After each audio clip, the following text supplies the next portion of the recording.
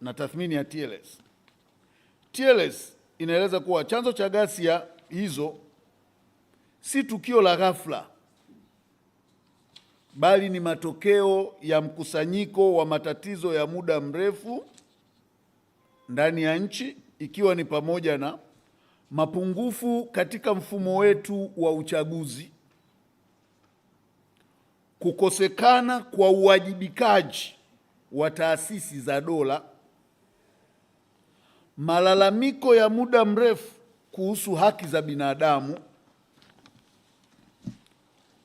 kushindwa kwa mahakama kutekeleza ipasavyo dhima ya check and balances, ule mlinganyo wa kimamlaka katika mihimili, kutizamana, huyu anafanyaje kazi, huyu anatekelezaje. Pale kulikuwa na changamoto ambayo hususan kwenye masuala ya enforced disappearances na watu kukamatwa na kupotezwa. Kwa hiyo ilikuwa ni sehemu yenye changamoto, lakini kukandamizwa kwa uhuru wa kisiasa na kiraia, wengi wanasema civic space, ile hali ya kuminywa kwa hili eneo, tunafikiri ni moja ya mambo yaliyopelekea kile kilichotokea. Kwa hiyo kilichojitokeza Oktoba 29 kilikuwa ni muunganiko wa haya yote. Kwa hiyo na pale ilitokea ni namna tu kama climax, lakini yale yaliyopelekea kwa maoni ya TLS ni haya tu, pamoja na mengine ni haya tuliyoyataja. TLS inaeleza kuwa serikali ilipuuzia kwa muda mrefu ushauri wa wadau kuhusu umuhimu wa mageuzi ya kikatiba na kisheria, jambo lililosababisha hasira na hatimaye mlipuko wa vurugu. TLS ni moja ya wadau wakubwa ambao walijaribu kushauri mapema kabisa kabla mambo hayajaharibika, lakini changamoto kubwa ni kwamba maoni yetu kama TLS ni kwamba serikali ilikuwa haisikilizi, na hata ilipokuwa ikifanya mabadiliko ya kisheria ikiwemo sheria ya uchaguzi, ilikuwa haiendi kuzungumzia kiini au dhima ya kweli ya hitaji la watu. Ilikuwa ikifanya mambo kama kuremba au kutimiza tu kwamba tumebadilisha sheria, lakini ukweli ilikuwa haigusi kile kinacholalamikiwa na watu. Kwa hiyo ilipelekea watu kuwa katika hali ya kukata tamaa, hali ya hasira, na kila mmoja kuona njia pekee ya kufanya ni kutafuta namna ya kueleza hisia zake kwa namna iliyojitokeza. Lakini tulisikiliza hotuba ya Jaji Chande wakati akitoa taarifa yake, lakini kuna mambo kadhaa ambayo kama TLS tuliyabaini, mambo yasiyopungua takribani 7 ambayo TLS iliyabaini. Jambo la kwanza ni ukosefu wa uchunguzi wa kina, kinyume na ahadi za rejea walizopewa. Tume imetoa maelezo yasiyo na uthibitisho wa kutosha kuhusu mambo nyeti kama utekaji, kupotea kwa watu na mauaji, huku ikitegemea zaidi taarifa za vyombo vya dola bila uchunguzi huru.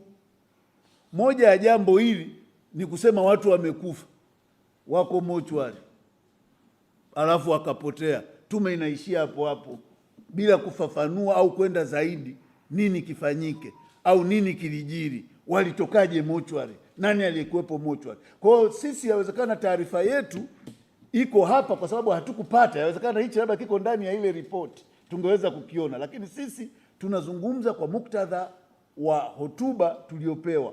Hili ni eneo ambalo lilitakiwa lipewe majawabu, kwa sababu kuna Watanganyika, kuna Watanzania ambao kufuatia ndugu zao kuuawa, kuonekana wakiwa mochwari na baadaye kupotea, mpaka leo hawajapata haki ya kuwasitiri ndugu zao kwa heshima. Kwa hiyo tulifikiri ni eneo ambalo tume ilitakiwa kulipa mkazo, hususan vile swala la watu kutekwa na kupotea. Huwezi kusema watu wanatekwa kimapenzi. Mtu kama Humphrey Polepole Uwezo kuniambia ni mtu ambaye ameanza mapenzi ukubwani kiasi ya kwamba anaweza akadanganywa akafichwa chumbani Humphrey Polepole mpaka leo amuone mamake anamtafuta. Haya Mdude katika namna ile, ugomvi wa mapenzi yepi. Kwa hiyo mazingira kama haya tunahitaji majibu ya kina yenye tafiti. Kwa hiyo ilikuwa ni oni letu kwamba kulikuwa na ukosefu wa uchunguzi wa kina. Jambo lingine, kutokuwataja wahusika.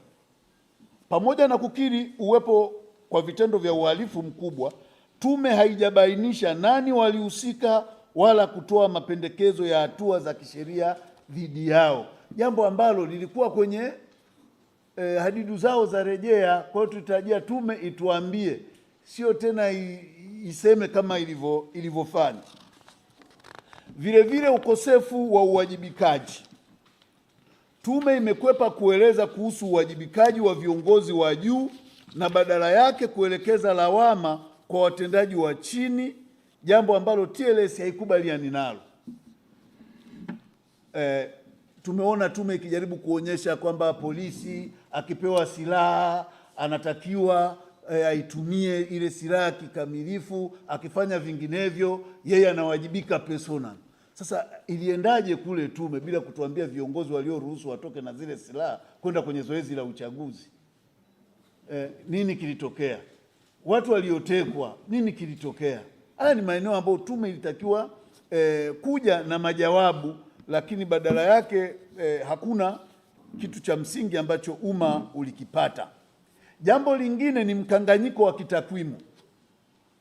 Takwimu za tume zinatia shaka, hususan baadhi ya maeneo ni kwamba ukilinganisha vifo, ukilinganisha majeruhi na baadhi ya maeneo yanayotajwa na baadhi ya maeneo kutokutajwa kabisa, ambayo yalionyesha kulikuwa na hali kubwa ya mauaji na ukiukwaji wa haki za binadamu wakati wa maandamano na ushughulikishwaji wa waandamanaji.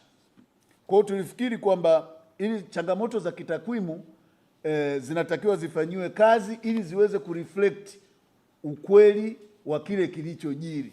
Tunaamini kwamba takwimu zile sio sahihi na hazionyeshi kwa usahihi kile kilichotokea kuanzia kabla, wakati na baada ya uchaguzi. Kukosekana kwa uwazi katika masuala muhimu yaliyoambatana na zoezi hili lote la upigwaji risasi wananchi kwa sababu zozote zile na miingiliano ya hatua zilizoambatana na jambo hilo, mambo ambayo TLS inayaangalia na kujiuliza, ambayo tume haijatuambia chochote. Nani alizima mitandao? Nani alitoa agizo la mtandao kuzimwa? Kuzimwa kwa mtandao kulisababisha hasara kiasi gani ya kiuchumi na kiujamii, na mchango wake ulikuwa upi katika kuwazuia wananchi na majeruhi kufikia huduma stahiki za kunusuru maisha yao?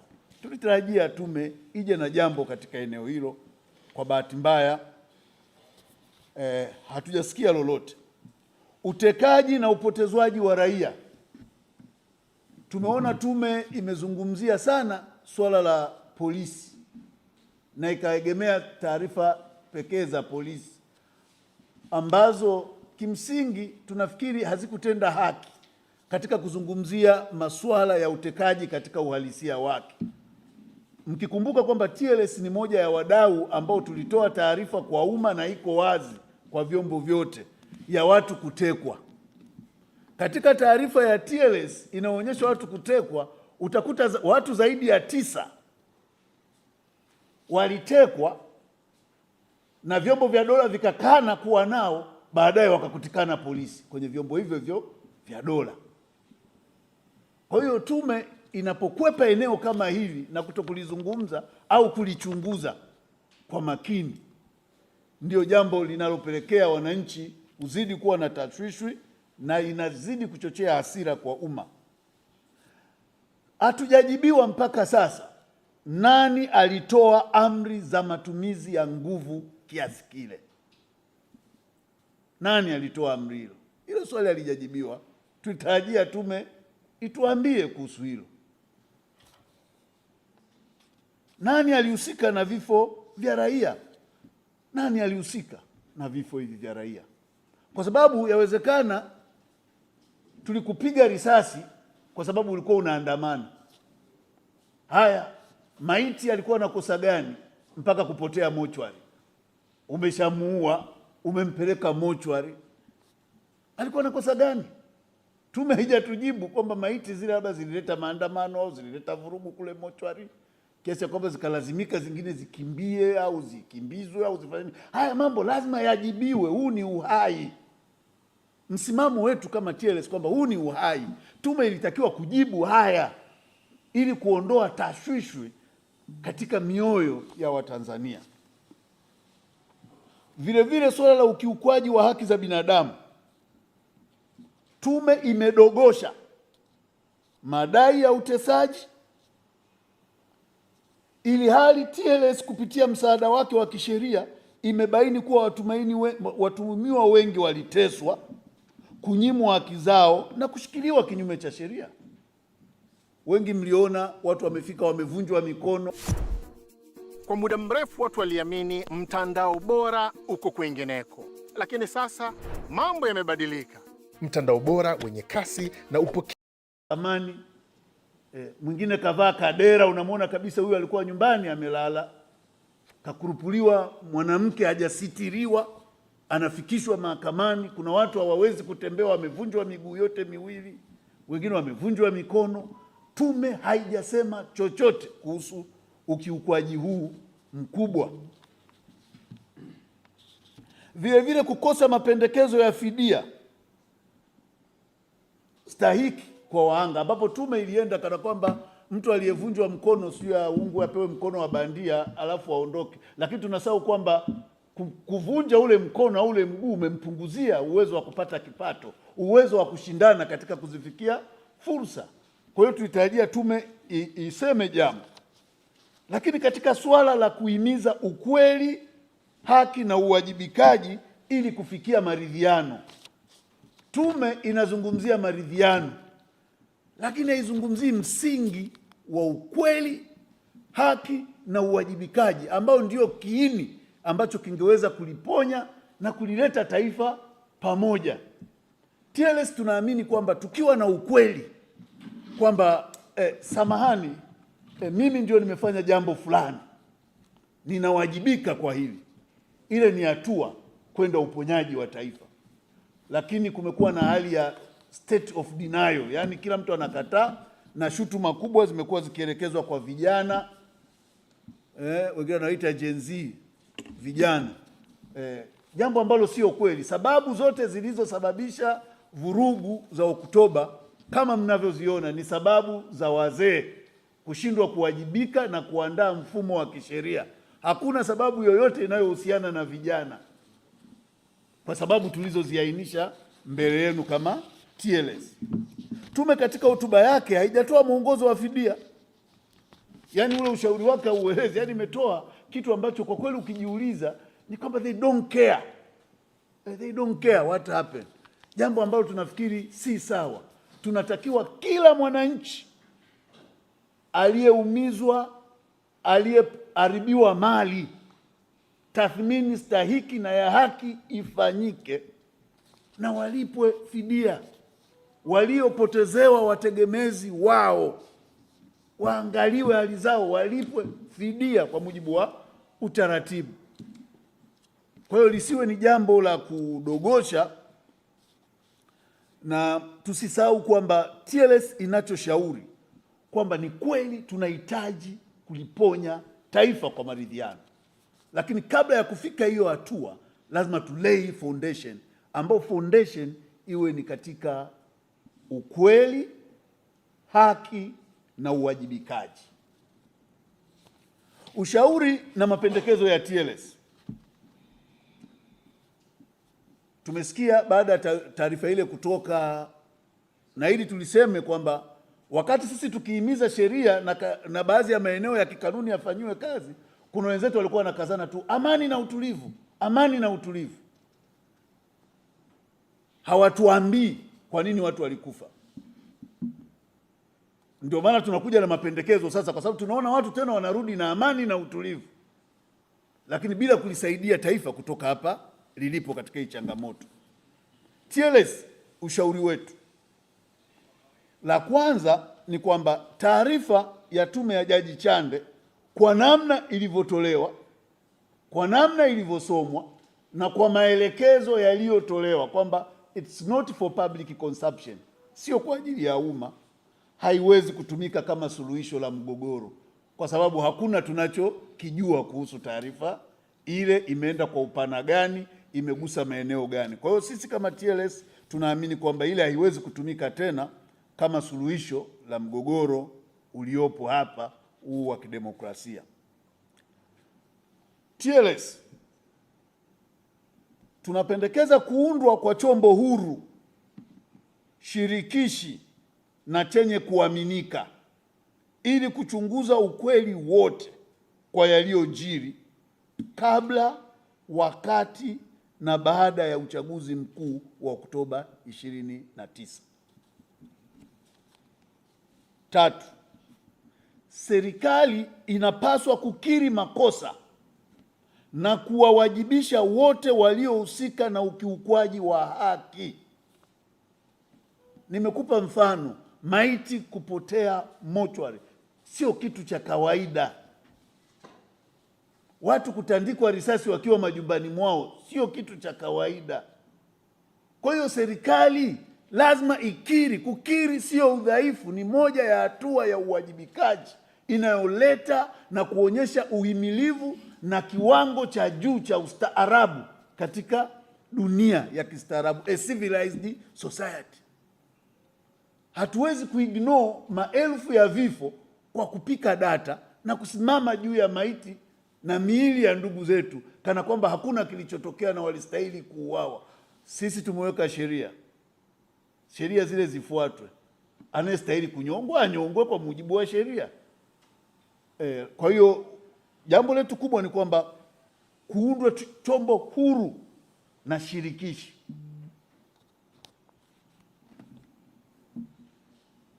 Mchakato wa maridhiano lazima uanze na ukweli, uwazi na uwajibikaji. Kumekuwa na wito wa maridhiano ambako Uswahilini tunasema funika kombe mwanaharamu apite. Kwenye swala kama hili hakuna funika kombe. Kuna watu wana majonzi, hawajui watoto wao wako wapi, baba zao wako wapi, wake zao wako wapi, waume zao wako wapi. Kuna mke wa Mdude anakusikia leo nasema tuanze upya turidhiane, wakati aliona mume wake akichukuliwa pa damu zikimwagwa kama kondoo tu pale sebuleni kwake. Katika mazingira yale utaendaje kwenye maridhiano bila kujua wenzetu wako wapi? Tujue wako wapi. Kujua wako wapi na kuwa tayari kuchukua hatua za kuwajibika itasaidia kuleta maumivu ya ghafla, lakini kuleta hatua za uponyaji kitaifa kuelekea suluhisho la kweli.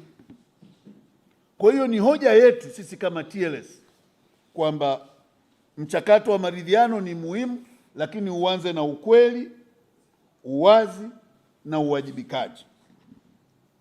Waathirika wa vifo na majeruhi wanapaswa kufidiwa kikamilifu kwa mujibu wa sheria. Kuna sheria za kimataifa, tuna sheria zetu za ndani.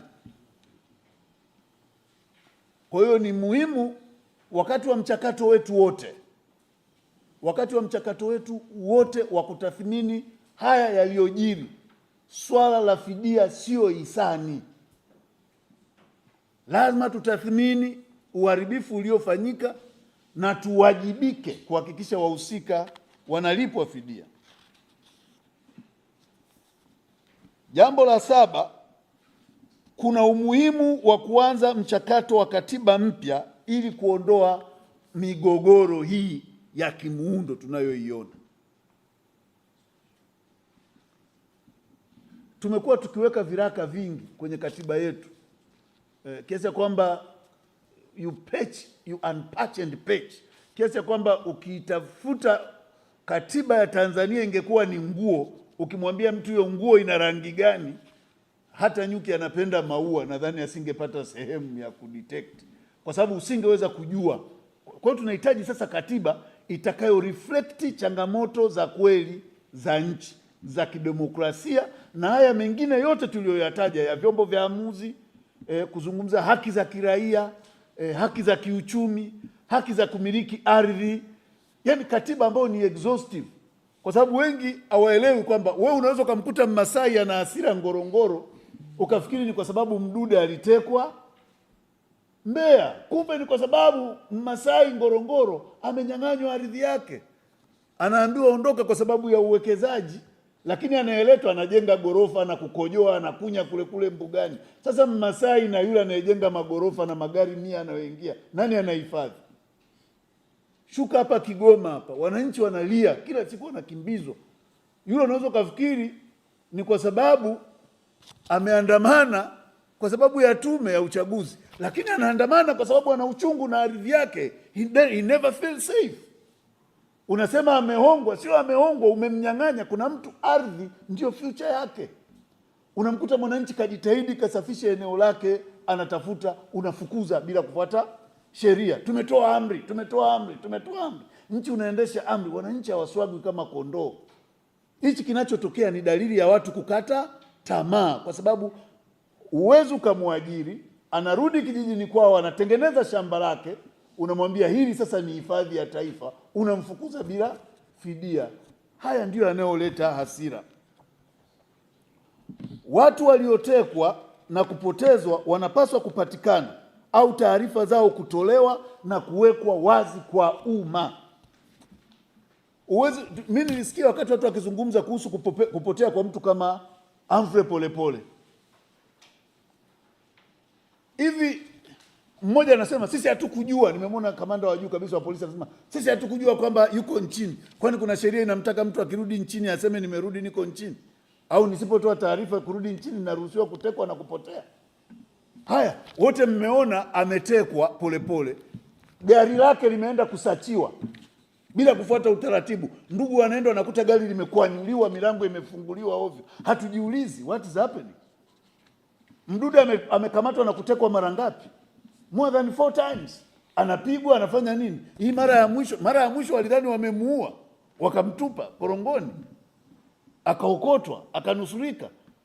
We all see what happened last time. Haya, nenda kula kina Chochorino kule Mara. Na hili alichagui chama. Ninapomtaja Polepole ni kiongozi wa juu kabisa wa Chama cha Mapinduzi. Wakina Chochorino ni akina nani? CCM wale kabisa.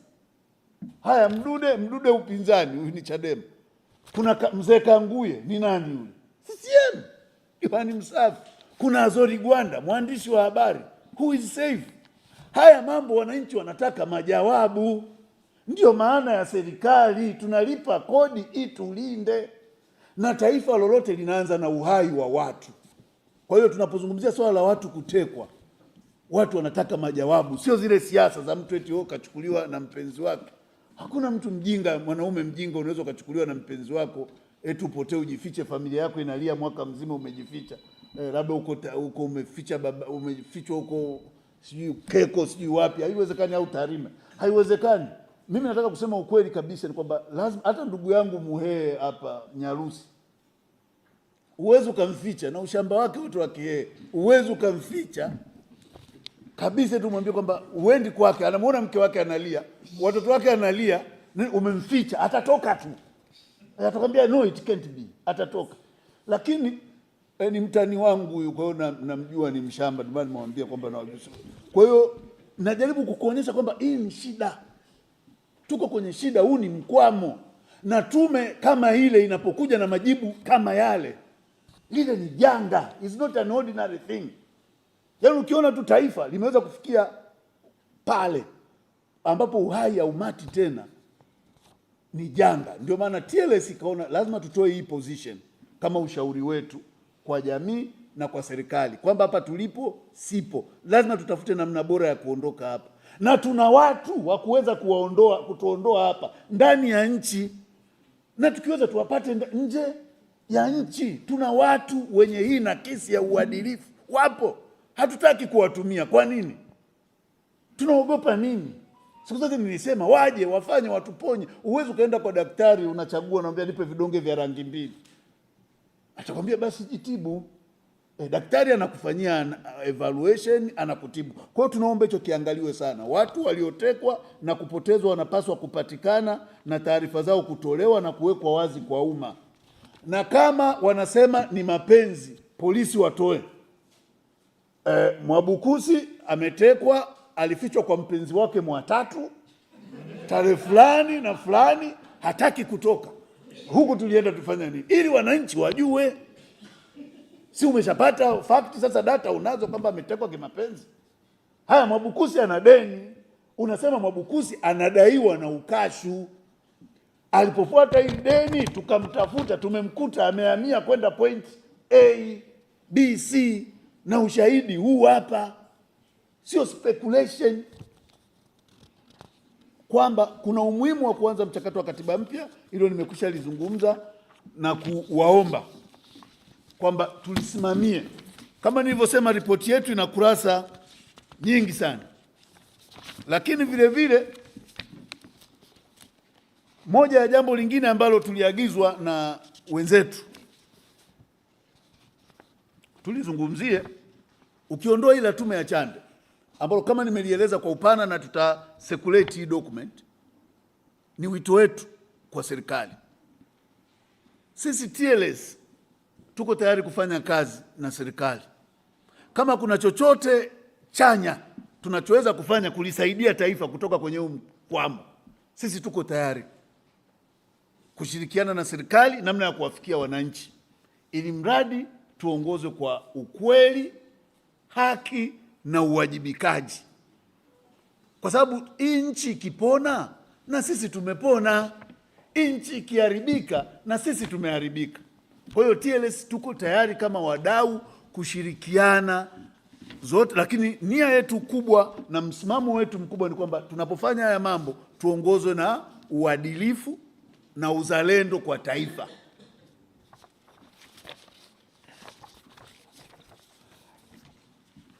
La pili,